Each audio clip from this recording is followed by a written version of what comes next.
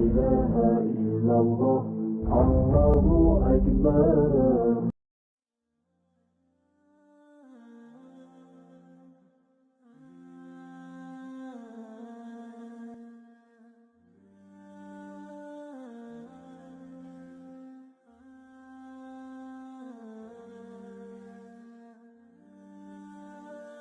It's a very touching story. It also shows the love of Allah subhanahu wa ta'ala, the power of Allah subhanahu wa ta'ala. Never ever underestimate the power of Allah. You know, there was a sheikh who mentioned this in Saudi Arabia, and there was a doctor that visited him from Pakistan and told him a story that happened to him. So he says, what happened to me? He says, the doctor who's speaking is a top neurologist, one of the top doctors in Pakistan, or, you know, a very, very good doctor, very hard to meet. It's said that perhaps you would have to wait months on end before you can get an appointment to see him. So what happened is, he says, I was flying from one city to another, a very busy man, flying quite often within the country and perhaps even outside. And he says, suddenly the clouds built up. Huge clouds, and the lightning started striking, and it started pouring, and there was lots of turbulence, and one of the engines was struck and it was damaged. So we had to land. And so what happened is, the landing was at a nearby little airport or a little strip and so on. And when they landed there, it was a remote area. How are you going to repair this aircraft? A few people who were on it, it was a small plane, they were, quite surprised because they landed it in such a remote place. No one's there to repair it. They would have to wait, definitely. So the doctor asks the captain or the pilot that, you know what, how long are you going to be? He says, no, we're going to be quite long. Well, I need to get to that area. Look, he says, it's just a 3-hour drive by vehicle. So why don't you just go by road? And you know, you can go there and get there. He says, okay, good idea, because this is going to take long. So he decides to go on one of the tri-shows, you know, in Pakistan, one of the areas, wherever it was, and he jumped in. And as they started progressing, the clouds built again. And the lightning was striking, and the rain started pouring. And it was pouring so much that their vehicle could not move much more because of the mud and because of everything else. And so it was quite an open area with a bit of farmland. And after a while they realized, look, we're not getting anywhere. There's a little house here. Why don't we just go there? We can read our salah. Perhaps we can, see, have a bit of a meal or whatever else. And they decided to knock the door. Strange people, strange land, far off, out in the rurals. And so he knocks the door, and he's got his little bag and everything, and he walks in.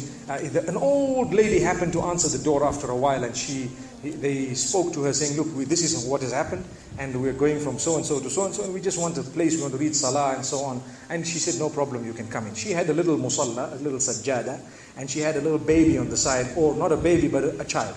And the child, every little while, she's actually checking on the child, and she's sitting on that musalla, making dua and reading her own salah. These people fulfilled their salah, did whatever they had to.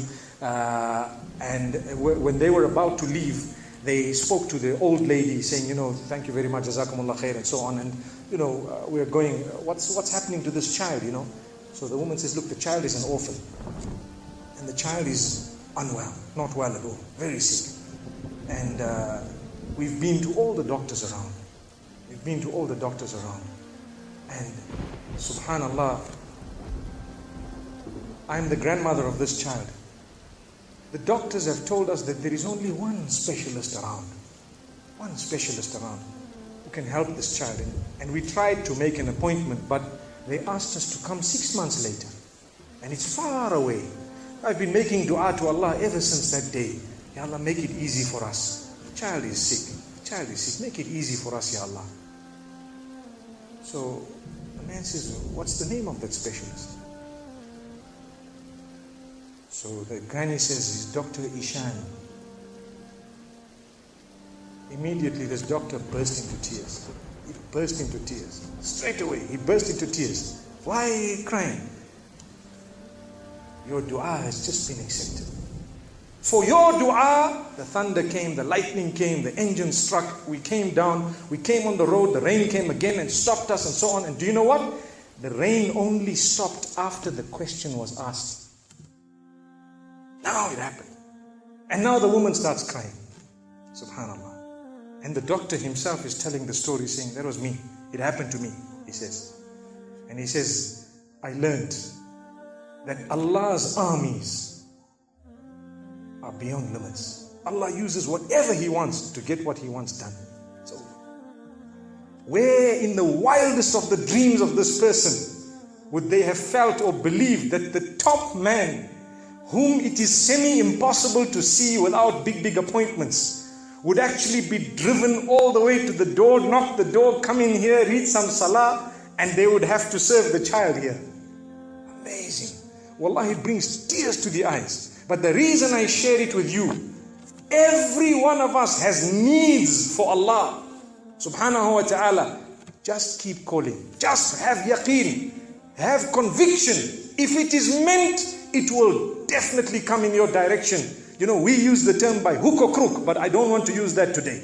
I want to tell you, by the mercy and power of Allah subhanahu wa ta'ala, it will happen. It will come to pass. May Allah subhanahu wa ta'ala bless us. May He open our doors. May He grant us all shifa. And may He make us firm believers that for Him, nothing is impossible. Wa sallallahu wa sallama wa baraka ala nabina Muhammad.